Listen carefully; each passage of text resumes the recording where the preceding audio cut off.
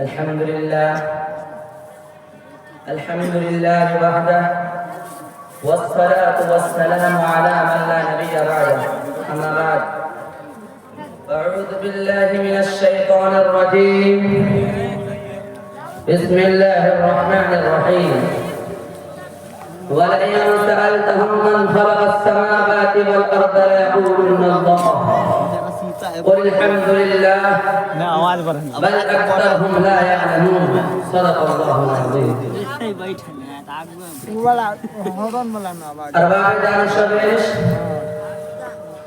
حمد اس ذات اقدس کے لیے ہے جو واحد بھی ہے واحد القہار بھی جو اول بھی ہے آخر بھی جو ظاہر بھی ہے باطن بھی ہم اس رب کے لیے جس نے عدم کے پردوں کو چاک کر کے وجود کا اعلان کیا جس نے خاموش خلا میں کن فیکن کی صدا بلند کی جس نے نہ ہونے کو ہونے کا لباس پہنایا وہ ذات جو عرش کا بھی رب ہے اور فرش کا بھی جو ذرے کا بھی خالق ہے اور کہکشاؤں کا بھی جو قطرے آب میں بھی جلوہ کر ہے اور سمندروں کے موجوں میں بھی جلوہ نما وہ اللہ جس کا حکم قانون ہے جس کی مشیت نظام ہے جس کی حکمت نظام ہے اور جس کی قدرت برہان ہے وہ خدا جس کے وجود پر نہ زمانے کا پردہ پڑتا ہے نہ مکان کی حد لگتی ہے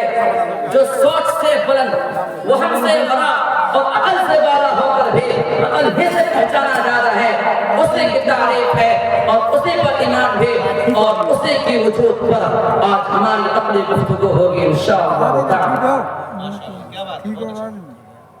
محترم سامعین کرام ذرا آپ اٹھا کر تو دیکھیے یہ آسمان کی وسعت یہ ستاروں کی کثرت یہ سورج کی حرارت یہ چاند کی لطافت یہ رات کی خاموش حکمت اور یہ دن کی سرگرم نعمت کیا یہ سب شعور اتفاق ہے یا ساز حکمت یہ زمین سورج سے نہ اتنے قریب کے جل جائے نہ اتنی بعید کے جم جائے یہ ہوا نہ اتنی تیز کے قہر بن جائے نہ اتنی سست کے دم پھٹ جائے یہ پانی پیاس بجھا کر زندگی بھی بڑھاتا ہے اور تقدیر الہی سے یہی پانی چاند میں نکال ایسا منظم نظام کہ اگر چاند اپنے مقرر مدار سے 1 سینٹی میٹر بھی آگے پیچھے ہو جائے تو سمندر کے مد و جزر میں ہلچل مچ جائے موسم بگڑ جائے اور زمین کا توازن لرزنے لگے اگر سورج کی حرارت میں معمولی سی تبدیلی آ جائے تو گویا زمین آپ کا غورہ بن جائے یا آپ کا قبرستان یہ نازک توازن چیپ چیپ کر بتاتا ہے کہ یہ نظام اتفاق کا کھلونا نہیں بلکہ حکمت کا شاہکار ہے یہ بلائنڈ چانس نہیں بلکہ انٹیلیجنٹ ڈیزائن ہے اور جہاں ڈیزائن ہو اور ڈیزائنر کا ہونا لاجیکل فیصلہ ہے یہ بھی بات ہے اس میں دیکھا ہوا جامعہ پر دوستو کچھ لوگ بڑی ہی اعتماد سے کہتے ہیں کہ یہ کائنات خود بخود بن گئی گویا عدم نے ورکش حدم نے ورکش رفل اتفاق نے انجینئرنگ کے دیکھے اور حادثے نے مصوبہ بندے کر کے سورج چاند ستارے کہکشائیں قوانین طبعیات اور انسانی شعور تیار کر دیا سوال یہ ہے کہ اگر ایک موبائل خود نہیں بنتا ایک گھڑی خود نہیں چلتی ایک کتاب خود نہیں لکھے جاتے تو پھر یہ پوری کائنات جس میں ریاضت کے توازن پائٹینٹ پاردن مقصد اور شعور موجود ہے وہ سب کچھ بغیر بنانے والے کے کیسے وجود میں آ گئی عقل اس سوال پر حقیقت یہ ہے کہ یہ کہنا کہ کائنات خود بخود بن گئی دلیل نہیں ڈھٹائی ہے فلسفہ نہیں فسانہ ہے ریزن نہیں قیاضن ہے کیونکہ اتفاق نظم نہیں بناتا خاص کا قانون نہیں لکھتا اور خود بخود ہونا عقل کی لغت میں کوئی معنی ہی نہیں رکھتا میرے دوستو اگر اس کائنات کو شعور اتفاق مان لیا جائے تو نظر بے معنی ہو جاتا ہے اور جب نظر سامنے آ جائے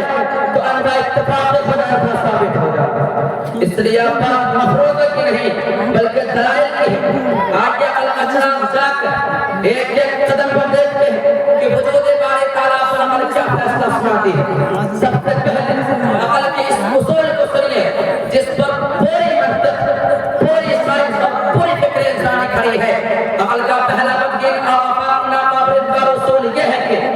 اے میرے افیکٹ مست ہوا کاؤس، یعنی ہر حادث کا ایک محدث ہوتا ہے۔ یہ کائنات خود نہیں بنتا، یہ مائک خود نہیں بنتا، یہ ٹائس خود نہیں بنتا، یہ کرسیاں خود نہیں بنتی، یہ پنڈال خود نہیں سجتا۔ تو پھر یہ سوال پیدا ہوتا ہے کہ یہ پوری کائنات، یہ نظم، یہ قانون، یہ توازن، یہ سیاروں کی گردش، یہ زندگی کا تسلسل، کیا یہ سب خود بخود وجود میں آ گئے؟ عقل اس سوال پر خاموش نہیں رہتے، عقل چیک کرتے ہیں امپاسبل ہے رشن، امپاسبل ہے رشن۔ دوسری دلیل کریٹڈنس آف دا یونیورس ہے، یعنی یہ کائنات چینجبل ہے، فائنائٹ، پریشبل ہے۔ عقل کا صاف فیصلہ ہے جو بدلتا ہے وہ قدیم نہیں ہو سکتا، جو وقت کے ساتھ چلتا ہو وہ ازلی نہیں ہو سکتا، جو فنا کو قبول کرتا ہو وہ واجب نہیں ہو سکتا۔ لہذا عقل کہتی ہے کہ کائنات حادث ہے اور ہر حادث کسی نہ کسی خالق کا محتاج ہوتا ہے، اسی سے ذہن انسان پکار اٹھتا ہے there must be an cause to eternal cause۔ تیسری دلیل آرگیومنٹ فار کانٹینجنسی ہے، یعنی یہ دلیل امکان و وجود۔ اس دلیل کو اس طرح سمجھے کہ ہم ہو بھی سکتے تھے اور نہیں، اور یہی ہے ایگزسٹنٹ کانٹینجنٹ، یعنی ممکن الوجود، اور ہر ممکن الوجود اپنے وجود کے لیے کسی دوسرے پر موقوف ہوتا ہے۔ اگر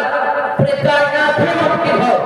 اگر ہر چیز محتاج ہو، تو پھر سوال پیدا ہوتا ہے کہ وجود کا آغاز کہاں سے ہوا؟ لہذا عقل کہتی ہے there must be an necessity، یعنی ایسی ہستی جو اپنے وجود میں خود کسی کی محتاج نہ ہو، وہی اس کائنات کی خالق ہے اور وہی اس یونیورس کی مالک۔ چوتھی دلیل infinite regress is impossible، یعنی تسلسل باتیں۔ اس دلیل کو آسان زبان میں اس طرح سمجھایا جا سکتا ہے کہ اگر کہا جائے کہ ہر چیز کسی اور کو پیدا کرتا ہے اور وہ کسی اور تو یہ سلسلہ لامتناہی ہے، تو عقل کہتی ہے، تو عقل پوچھتی ہے کہ لامتناہی کے آغاز ہی نہیں تو وجود آیا کہاں سے؟ لامتناہی زنجیر تصور میں تو ہو سکتا ہے مگر حقیقت میں ناممکن ہے۔ لہذا عقل فیصلہ سناتی ہے کہ سلسلہ کا کسی ایک نقطے پر ختم ہونا ضروری ہے اور وہ نقطہ ہے تفاص کا اللہ۔ میرے محترم بزرگوں دوستو، اب کوئی خلا باقی نہ رہا، عقل بول چکی، ریزن فیصلہ دے چکی، لوجک گواہی دے چکا، کائنات حادث ہے، حادث کا خالق ہے، نظم کا ناظم ہے، قانون کا قانون ساز ہے، شعور کا حمدہ ہے، اخلاق کا سرچشمہ ہے، اور یہ ساری صفاتیں ایک ہی ذات میں جمع ہے، اور وہ ذات ہے اللہ رب العزت کی، وہ ذات ہے اس یونیورس کی خالق کی۔ اب میں ملحدین سے کہنا چاہتا ہوں کہ انکار خدا کے علم بتاؤ۔ اگر تم خود کو عقلیت پسند کہتے ہو، اگر تم خود کو سائنسی دھن کا مالک سمجھتے ہو،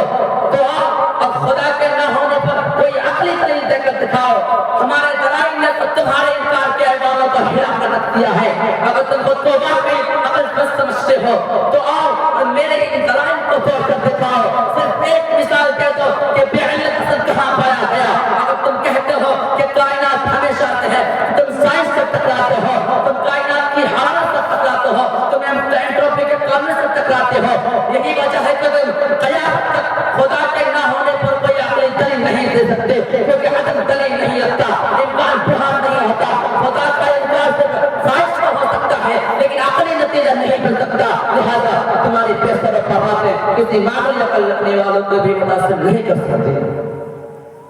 میرے محترم بزرگوں دوستو، یہ بات یاد رکھیے کہ عقل کا کام جھڑنا نہیں بلکہ راستہ دکھانا ہے، اور جب عقل، منطق اور فطرت ایک اسم اشارہ کرے تو دانشمندی اور عقل مندی انکار میں نہیں بلکہ قبول حقیقت میں ہوتی ہے. یہ کائنات خاموش نہیں, یہ مسلسل بول لگی ہے اپنے نظم سے, اپنے قانون سے, اپنے تعصب سے. اگر ہم تعصب کے عالم اٹھا کر دیکھو تو یہ ماننا پڑتا ہے کہ حادث خود اپنے وجود کی توجیہ نہیں بن سکتا, لیکن بغیر نازل کے نہیں ہوتا, اب قانون بغیر قانون ساز کے نہیں ہوتا. میرے دوستو, ہمارے دلائل کسی کو نیچا دکھانے کے لیے نہیں ہے بلکہ انسان کو ان کے خدا سے جوڑنے کے لیے ہے. جو سن لے وہ سمجھدار ہے, جو سمجھ لے وہ خوش نصیب ہے. اللہ تعالی ہمیں سچ کو قبول کرنے کی توفیق عطا فرمائے,